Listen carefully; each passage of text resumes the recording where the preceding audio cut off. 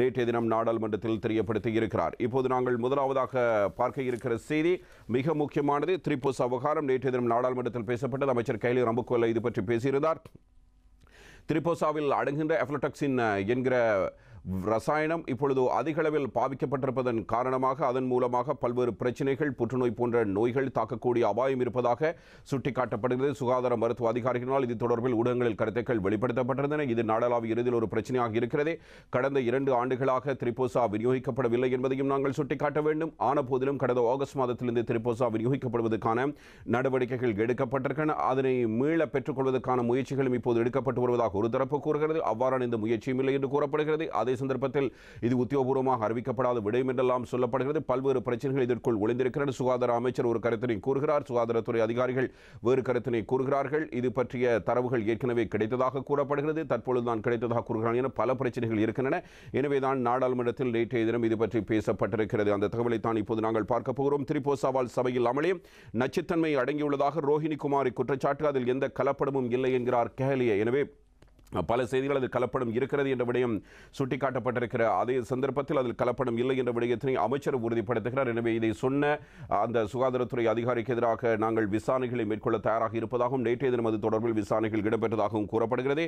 இவ்வாறு நேற்றைய தினம் வாத பிரதிவாதங்கள் முன்வைக்கப்பட்டிருந்தன. எது எப்படி இருப்பினும் பொதுமக்களுக்கு வழங்கப்படுகின்ற, அதுவும் குழந்தைகளுக்கு இப்பொழுது ஊட்டச்சத்து குறைபாடோடு அதிகளவான குழந்தைகள் இருக்கிறார்கள். ஊட்டச்சத்தை அதிகரிக்கத்தான் திரிபோசா விநியோகிக்கிறார்கள். அதே நேரத்தில் 2 லட்சம் அளவிலான கர்ப்பிணி தாய்மார்கள் இருக்கிறார்கள்.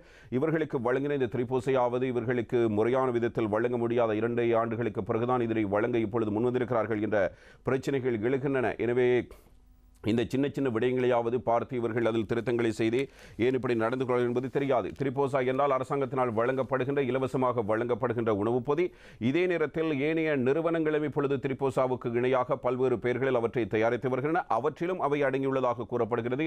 எனவே பொதுமக்கள் இந்த விடயத்தில் எச்சரிக்கையாக இருக்க வேண்டும் என்று கூறிக்கொண்டு நேற்றைய தினம் சபையில் இது தொடர்பில் எழுப்பப்பட்ட கேள்வி என்ன, பதில் என்ன என்பதை பற்றி இப்போது நாங்கள் பார்க்கலாம். திரிபோசாவில் நச்சுத்தன்மை இருப்பதாக பொது சுகாதார பரிசோதகர்கள் சங்கத்தின் தலைவர் தெரிவித்துள்ள கருத்தால் ரோஹிணி குமார் விஜயரத்ன எம்பிக்கும் அமைச்சர் கைலி ரம்புக்வெல்லக்கும் இடையில் தான் நேற்றைய தினம் இந்த விவாதம் பாராளுமன்றத்தில் இடம்பெற்றிருக்கிறது. சபாநாயகர் மஹிந்த யாப்பா அபிவர்தன தலைமையில் நேற்று ஆரம்பமான சபையர்வில் வாய்மூல விடைக்கான கேள்வி நேரத்தில் எதிர்க்கட்சி நாடாளுமன்ற உறுப்பினர் ரோஹிணி குமார் விஜயரத்ன எழுப்பிய கேள்வி அடித்து சுகாதார அமைச்சர் கைலி ரம்புக்வெல்ல பதிலளிக்கும் போது இருவருக்கும் இடையில் வாக்குவாதம் இடம்பெற்றிருந்தது. எனவே குழந்தைகளின் மந்த போசனை மற்றும் திரிபோசாவில் நச்சுத்தன்மை இருப்பதாக ஊடகங்களில் வெளியான செய்தி குறித்து நாடாளுமன்ற உறுப்பினர் ரோஹிணி குமார் விஜயரத்ன நேற்றைய தினம் கருத்துக்களை வெளிப்படுத்தியிருந்தார். அந்த கருத்துக்களில் பிரதானமான சில விடயங்கள் சுட்டிக்காட்டப்பட்டன. நாட்டில் மருந்துகள் தட்டுப்பாடு உக்கிரமடைந்துள்ளதால் ஒரு நாளை விட்டு ஒரு நாளே நோயாளர்கள் மருந்துகளை எடுத்துக்கொள்வதாக வைத்தியர் ஒருவர் தெரிவிக்கும் கருத்தும் பத்திரிகையில் வெளிவந்திருக்கிறது. இந்த செய்தி பொய்யானதா என்பதை தெரிந்து கொள்ள விரும்புகிறேன் என்று அவர் கேள்வி எழுப்பியதோடு அதே நேரத்தில் மந்த போஷணை தொடர்பான யுனிசெஃப் நிறுவனத்தின் அறிக்கை குறித்து நான் பேசிய போது அது பொய்யான அறிக்கை என சுகாதார அமைச்சின் செயலாளர் அறிக்கை வெளியிட்டார்.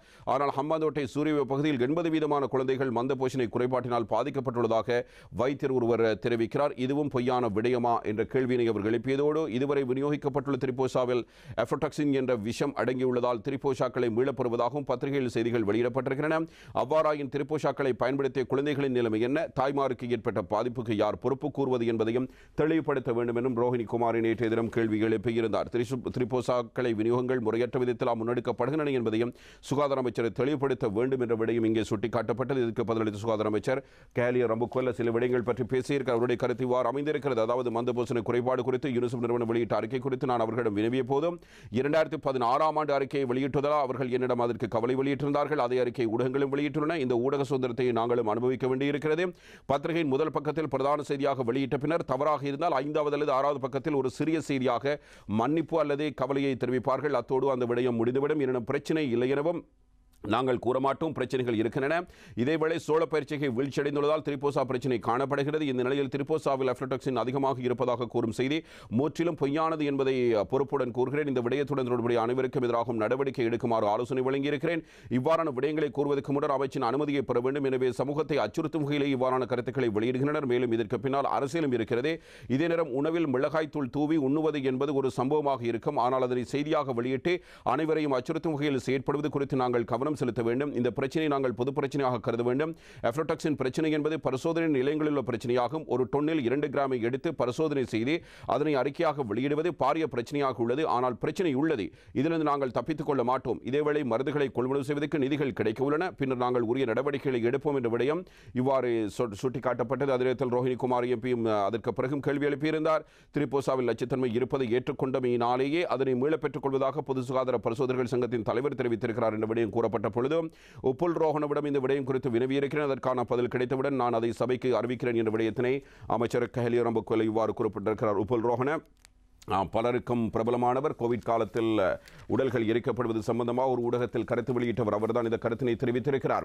அவருடைய கருத்துப்படி இப்பொழுது இது தொடர்பில் விசாரணைகள் மேற்கொள்ளப்பட வேண்டும் என்பது அவருடைய கருத்தாக இருக்கிறது. தொடர்பிலும் இன்றைய தினம் தமிழன் பத்திரிகையில் ஒரு செய்தி தரப்பட்டிருக்கிறது.